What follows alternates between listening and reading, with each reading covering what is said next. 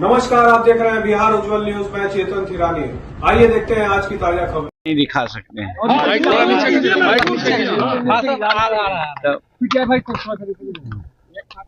चलिए बोलिए। Vote cast किया है, क्या कहना चाहेंगे? देखिए, भारत का जमहूरियत जनतंत्र की यही विशेषता है कि एक वोट राष्ट्रपति को देना होता है और एक ही वोट का अधिकार सार्वजनिक आदमी जो सर्वसाधारण है उसको देना होता है। हम भारत सरकार के मंत्री हैं, एक अलग बात है, लेकिन हम महकार गांव के निवासी हैं। यहाँ के मतदाता सूची में 399 नंबर पर मेरा नाम है और इस कारण से हम यहाँ पर अपना वोट कास्ट करने के लिए आए, मतदान देने के लिए आए।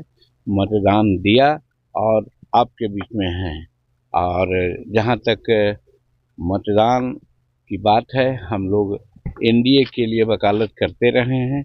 एनडीए के पक्ष में कम से कम 2-3 दर्जन मीटिंग भी किया है और फर्स्ट जो फेज में चुनाव हुआ है उस चुनाव में 65% मतदान हुए हैं और उसमें 70% महिलाओं का योगदान रहा है। इस बार भी हमको उम्मीद है कि यहाँ भी 65-66% से कम मतदान नहीं होंगे और यहाँ भी महिलाओं का योगदान वही रहेगा। और जो वोट कास्ट हुआ है उसमें कम से कम 80 वोट, 80 कैंडिडेट जो 200-122 में हैं, हम एनडीए के लोग जीतेंगे ऐसा अनुमान रहा है। यहाँ भी हमारे घर पर भी अधिकांश वोट एनडीए को मिला है। यहाँ कोई जोर जुलूम नहीं है, सब लोग अपने मन से जिनको मन होता है लोग वोट देते हैं, कहा नहीं जाता है। और जैसा कि हमको बताया गया कि यहाँ पर आधा से ज़्यादा वोट एनडीए को मिला है, बाकी और लोगों को मिला है। एज ए होल अत्रि क्षेत्र की जो सूचना अभी तक के 2 बजे तक के हमको मिल रही है, सब जगह 70% से ज़्यादा वोट कास्ट हो रहा है, शांतिपूर्वक वोट कास्ट हो रहा है। कल थोड़ी सी घटना लोग हटा दिए हैं, वो अत्रि में ही निमटेगो थाने में ही हमारे गांव के एक धीरज नाम करके और बगल में बिहटा गांव के है श्रवण मांझी, उन लोगों को लोग बुरी तरह से मारा पीटा है, हॉस्पिटलाइज थे, वो लोग आ रहे हैं। और इससे भी साबित होता है कि जो विपक्षी है इसके दिमाग में बात आ गई है कि अब हम हार रहे हैं तो लास्ट जो रिसोर्ट है जिससे कि टेरोराइज हो जाए जनता, मतदाता न वोट दें, वैसे प्रयास कर रहे हैं। लेकिन हम धन्यवाद देते हैं प्रशासन को।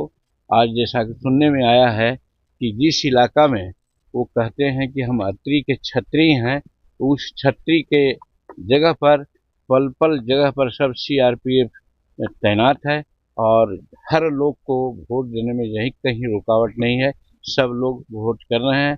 और यही कारण है कि अत्रि में भी हम लोग समझ रहे हैं कि 70-80% वोट हम लोगों के पक्ष में होगा और यहाँ से भी एनडीए के उम्मीदवार जीतेंगे। तेजस्वी यादव ने कहा है कि 18 तारीख को हम शपथ ग्रहण ले रहे हैं।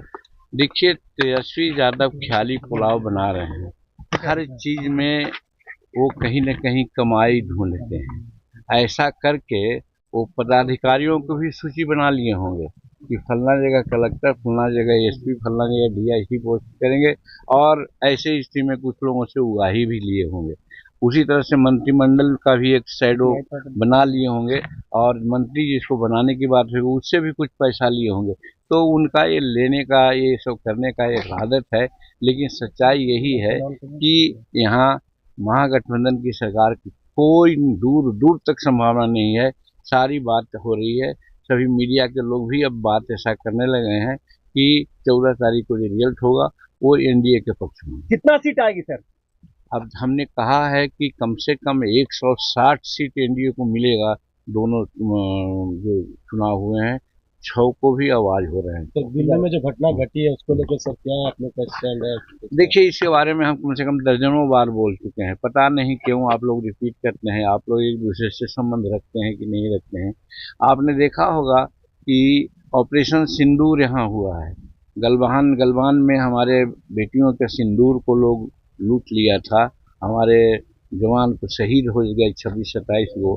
तो प्रधानमंत्री ने मधुबनी में आके कहा था कि हम इसका बदला लेंगे और ऐसा बदला लेंगे जो कभी नहीं भूलेगा वो आतंकवादी लोग। और देखा कि ऑपरेशन सिंदूर नाम करके घटना घटी और सारे आतंकवादी अड्डा जो पाकिस्तान में थे सबको एक तरह से रस्त नाबूद कर दिया। और उसी में से भागे हुए लोग हैं जो बाहर से नक्सलिज्म चलाते हैं। और दूसरी बात यह है कि अभी संसार में सबसे ज़्यादा नक्सलिज्म के प्रति मुखर हैं तो हमारे प्रधानमंत्री नरेंद्र मोदी जी, कि हर तरह से नक्सलिज्म को खत्म किया जाए। वो हम लोगों के जो स्वतंत्रता है उस पर वो आघात करते हैं। इसके चलते जो आतंकवादी हैं हमारे प्रधानमंत्री और हमारा देश पर किसी न किसी रूप में बदला के भावना से अटैक करना चाहता है। आज से 2-3 सप्ताह पहले भी प्रयास हुआ था, दूसरे हमारे जो बड़े शहर है मेट्रोपॉलिटन सिटी है वहाँ भी वैसा हुआ था, लेकिन दाल नहीं